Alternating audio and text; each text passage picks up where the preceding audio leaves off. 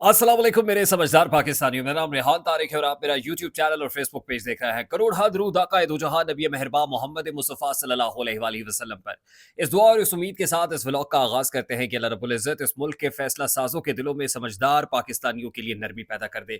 फौज के अंदर मची हलचल में अब एक और इजाफा हो गया है। रात गए बड़ी खबर सामने आई कि फौज में एक खुद एहतसाबी का अमल शुरू हो गया है। जो हेडलाइन बनाई गई वो ये कि फौज में खुद एहतसाबी का अमल शुरू हो गया और एक इंक्वायरी कमेटी मेजर जनरल की सरबराही में बना दी गई है, जो एक और जर्नैल के अगेंस्ट फाइलें खोलेगी, उसकी इंक्वायरी करेगी, छान फटक करेगी और दूध का दूध और पानी का पानी हो जाएगा। सबसे पहले जो बड़ी खबर सामने आई थी वो कोर कमांडर मंगला से मुतालिक थी, एमएन बिलाल सफदर। हमने तमाम तर डिटेल्स आज के साथ शेयर की और अब मजीद डिटेल्स भी इस मामले की सामने आ गई हैं कि असल में इनसाइडर है क्या। उसके बाद जनरल आसिफ गफूर जो इस वक्त चेयरमैन एनडीयू के तौर पर फराइज सर अंजाम दे रहे हैं, उनकी कुछ तस्वीर वायरल हुई, जिसके बाद उनसे मनसूब खबरें भी चलने लगी और उसके बाद अब ये खबर सामने आई है।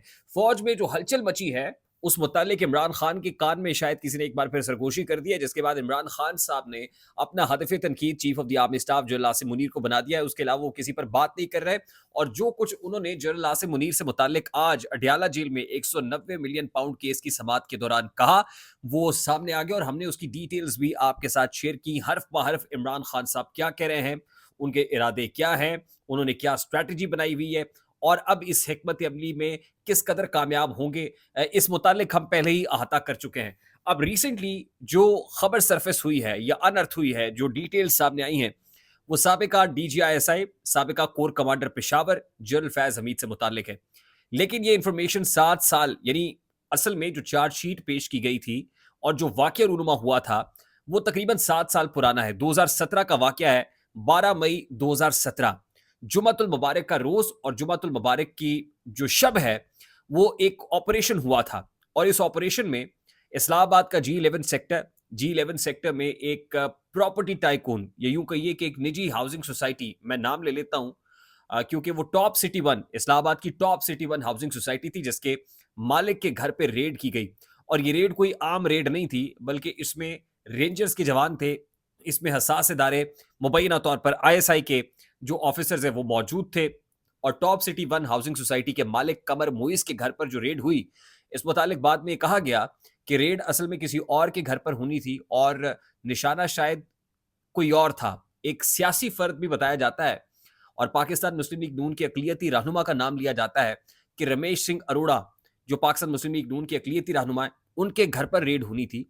लेकिन रेड के लिए जो पाक फौज की भारी भरकम चौको चौबंद दस्ता रेंजर्स का, उसके साथ इंटेलिजेंस एजेंसी आईएसआई के लोग, तकरीबन 3 दर्जन के करीब गाड़ियां बताई जाती हैं, 2 से 3 दर्जन गाड़ियां, 60 के करीब एहलकार यूं मुसल्ला होके गए जैसे वो दहशत गर्दों को पकड़ने के लिए जा रहे हैं, कोई बड़ा फौजी ऑपरेशन होने जा रहा है। बूटों की धमक इस्लामाबाद की इस हाउसिंग सोसाइटी सेक्टर जी11 के अंदर जो है वो सुनाई दी और एक घर के ऊपर, एक आम शहरी के घर पर जिस अंदाज में रेड हुआ, वो पंजाबी में कहते हैं कि कंधा कोठे टप के जिसको कहते हैं रेड हुआ, उसमें यकीनन जब कोई शरीफ आदमी हो, वो दहशतगर्द ना हो, उसके घर पर बूटों की धमक हो, उसके बच्चे को, जो कमसिन बच्चा है, उसको ज़मीन पे लटा के उसकी छाती पे बूट रखे गए हों और उसको ये कहा गया हो कि तुम्हारे घर हम इसलिए हैं कि तुम्हारा बाप दहशतगर्द है। उसके घर की ख़वातीन को बाँधा गया हो, घर की ख़वातीन को डराया-धमकाया गया हो, हत्ता कि बुज़ुर्ग जो मौजूद थे, जो ससुर मौजूद थे मुइज़ कमर साहब के, उनको भी बाँधा गया हो और उसके बाद बाँध कर साथ ले गए हों। तो यकीनन खौफ व हिरास की जो लहर है वो कई घंटों नहीं बल्कि कई दिनों तक, बल्कि कई सालों तक बरकरार रहती है और कुछ ऐसा ही हुआ। मुइज़ कमर साहब ने ये सारा मामला सुप्रीम कोर्ट ऑफ पाकिस्तान के गोश गुजार किया। ये कोई पुराना वाकया नहीं है, बल्कि 2023 के अंदर 14 नवंबर 2023 को सुप्रीम कोर्ट ऑफ पाकिस्तान के chief justice of Pakistan justice Qazi Faez Isa की सरबराही में इस मामले को टेकअप किया गया, सुना गया। 184(3) की जुरिस्डिक्शन के तहत ये दरखास्त दायर की गई थी, जिसमें जनरल फैज हमीद को और आईएसआई के और जो ऑफिसर्स हैं नाम लेके उनको फरीक बनाया गया था और फिर सुप्रीम कोर्ट ऑफ पाकिस्तान से इस्तदा की गई थी कि इस सारे मामले को 184(3) यानी अज़खुद नोटिस की जुरिस्डिक्शन ने दायरा कार के तहत सुप्रीम कोर्ट ऑफ पाकिस्तान सुने। लेकिन सुप्रीम कोर्ट ऑफ पाकिस्तान ने इसमें ऑब्जर्वेशंस दी थी कि 184(3) तो मफाद आमा का मामला होता है। अब ये एक शहरी की दरखास्त है, उसका प्राइवेट मामला है।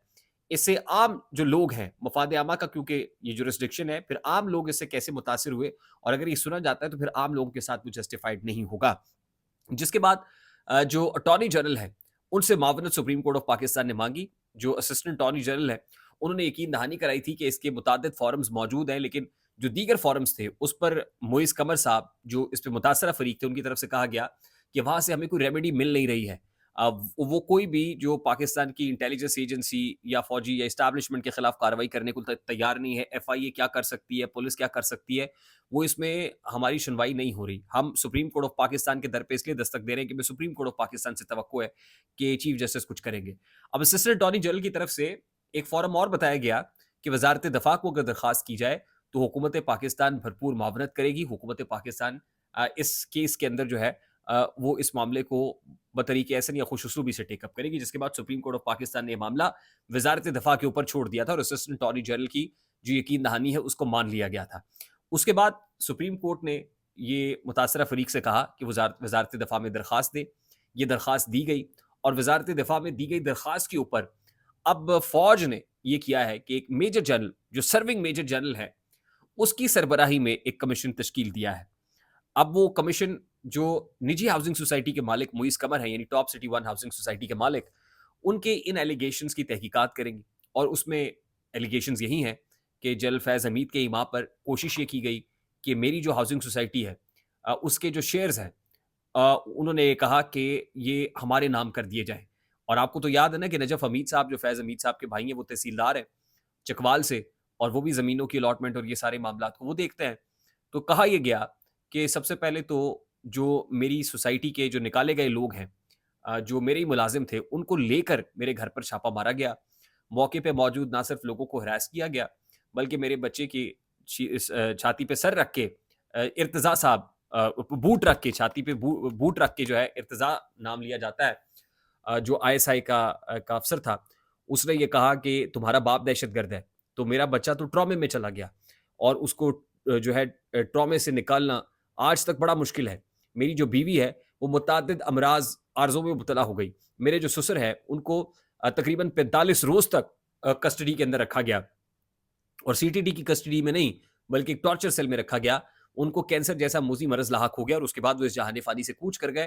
फिर वो कहते हैं कि तकरीबन 6-7 रोज़ तक हमें भी एक निजी टॉर्चर सेल में रखा गया, कस्टडी में रखा गया। उसके बाद हमें सीटीडी के हवाले कर दिया गया। हम पर दहशतगर्दी की दफ़ात के तहत मुतअद्दिद पर्चे जो हैं, वो भी कराए गए। हमें तोड़ने की कोशिश की गई, सिर्फ़ इसलिए कि हम जो सोसाइटी है, उसके शेयर्स उनके नाम कर दें, लेकिन इसमें कोई कामयाबी नसीब नहीं हुई।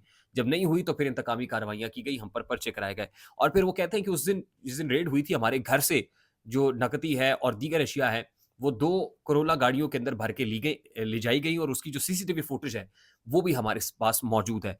अब ज़ाहिर है ये तमाम तरह एविडेंसेस वज़ारत दिफ़ा के सामने रखे गए होंगे या अब जो इंक्वायरी कमेटी बनाई गई है फ़ौज के अंदर, उसके सामने रखे जाएँगे। लेकिन मेरा सवाल बुनियादी तौर पे यही है कि एक साबिका डीजीआईएसआई या कोर कमांडर लेवल का आदमी, ज़ाहिर है जो उनका आखिरी जो पोस्टिंग थी वो कोर कमांडर पेशावर के तौर पर थी, एक लेफ्टिनेंट जनरल हैं। लेफ्टिनेंट जनरल वो जो आर्मी चीफ बनने की दौड़ में भी शामिल थे। अब उनके अगेंस्ट जो इंक्वायरी है, वो एक मेजर जनरल रैंक का आदमी करेगा जो उनका बहुत जूनियर होगा। अब वो मेजर जनरल रैंक का आदमी साबिका डीजीआईएसआई या साबिका कोर कमांडर की जो इन्वेस्टिगेशंस है वो कैसे कर सकता है? ये सवाल तो अपनी जगह पर मौजूद है। तो क्या फिर ये इंक्वायरी कमेटी सिर्फ it's just an I wash? और मेरी नज़र में 264वीं कोर कमांडर्स कॉन्फ्रेंस का वो एलामिया भी है, जिसमें वो कहा गया है कि फौज के खिलाफ मनफी प्रोपेगेंडा किया जाता है। फैज़ाबाद धरना कमीशन की रिपोर्ट में भी क्लीन चिट मिली जनरल फैज़ हमीद को। तो क्या अब इस इंक्वायरी कमेटी में भी ये सिर्फ आई वॉश प्रूव होगी और बना के सिर्फ जनरल फैज़ हमीद को एक क्लीन चिट दे दी जाएगी और फिर कहा जाएगा कि फौज के अंदर एक एहतसाब का, और फिर क्या इस इंक्वायरी कमेटी के नतीजे में जो बड़ी मगरमच्छ है हमेशा, उनको तो बचा लिया जाता है, लेकिन छोटे लोगों की, छोटे अफसरान की कुर्बानी दे दी जाती है। रिटायर्ड कुछ छोटे अफसरान की हो सकता है कुर्बानी देके, और फौज ये कहे कि हमारे अपने फौज का एक अपना एक मैकेनिज्म है और उसके तहत हमने कमेटी शफाफ अंदाज में इंक्वायरी की और फिर कुछ लोगों के अगेंस्ट एक्शन भी लिया है। अब कोर कमांडर मंगला से मुताल्लिक कुछ डिटेल्स सहाफ़ी शाहिद असलम साहब ने शेयर की हैं और वो ये कहते हैं कि जी वो कुछ पॉलिसी से नाखुश थे, टॉप ब्रास की कुछ पॉलिसी से नाखुश थे, जिसकी वजह से उन्होंने कबल अज़ वक़्त रिटायरमेंट ली है। अब ये मखमसा अपनी जगह पर मौजूद है, ये कबल अज़ वक़्त रिटायरमेंट है या जबरी रुख़सत कर दिया गया है। फिर जनरल आसिफ गफ़ूर से मुताल्लिक अभी ख़बरें आ रही हैं। ख़ैर उनकी जो पिक्चर्स वायरल हुई हैं, वो भी एक निजी हाउसिंग सोसाइटी के अंदर हुई हैं। ये देखना तो ये भी चाहिए कि ये हाउसिंग सोसाइटीज़ में जर्नैलों का इंटरेस्ट क्या होता है, वो सर्विंग हो या रिटायर्ड हों। और रिटायर होते हैं तब भी बहरिया टाउन जैसी सोसाइटीज़ के अंदर जो है खिदमात सर अंजाम दे रहे होते हैं। तो कुछ चीज़ों को, कुछ कॉमन फैक्टर्स को, कॉमनैलिटीज़ को तो मेरा ख़्याल है कि निकालना चाहिए और कॉन्फ्लिक्ट ऑफ इंटरेस्ट के ज़ुमरे में लाके उस पे भी तहकीकात हो जानी चाहिए। तो कभी इम्कानात ऐसे भी हैं कि अगर वाक़ई को प्रेशर होगा, तो आने वाले दिनों में जनरल आसिफ गफूर के ऊपर भी कोई प्रेशर आएगा और ज़ाहिर है वो जो वीडियोज़ दिखाई दे रही हैं या पिक्चर्स दिखाई दे रही हैं, उसमें फिर कोई ना कोई अहम जो कार्रवाई है वो हो सकती है। लेकिन अभी ये हलचल मौजूद है और इस हलचल में लगता ये है कि इमरान खान साहब जो बानी पीटीआई हैं, उनको भिनक पड़ गई है और वो इसे भरपूर तरीके से कैपिटलाइज़ भी करना चाहते हैं। अब देखना ये है कि top brass, chief of the army staff general Asim Munir इस तनकीद को कैसे डिफ्यूज़ करेंगे और इसका काउंटर उनके पास क्या है। आई होप मेरी बात आप तक पहुँची होगी, अगर पहुँच जाए तो वीडियो को लाइक और शेयर करना मत भूलिएगा। चैनल पे नए हैं तो चैनल को सब्सक्राइब कर दीजिएगा, बेल आइकन ज़रूर दबाइएगा। मुझे रेहान तारिक को इजाज़त दीजिए, अपना बहुत सारा ख्याल रखिएगा। अस्सलाम वालेकुम।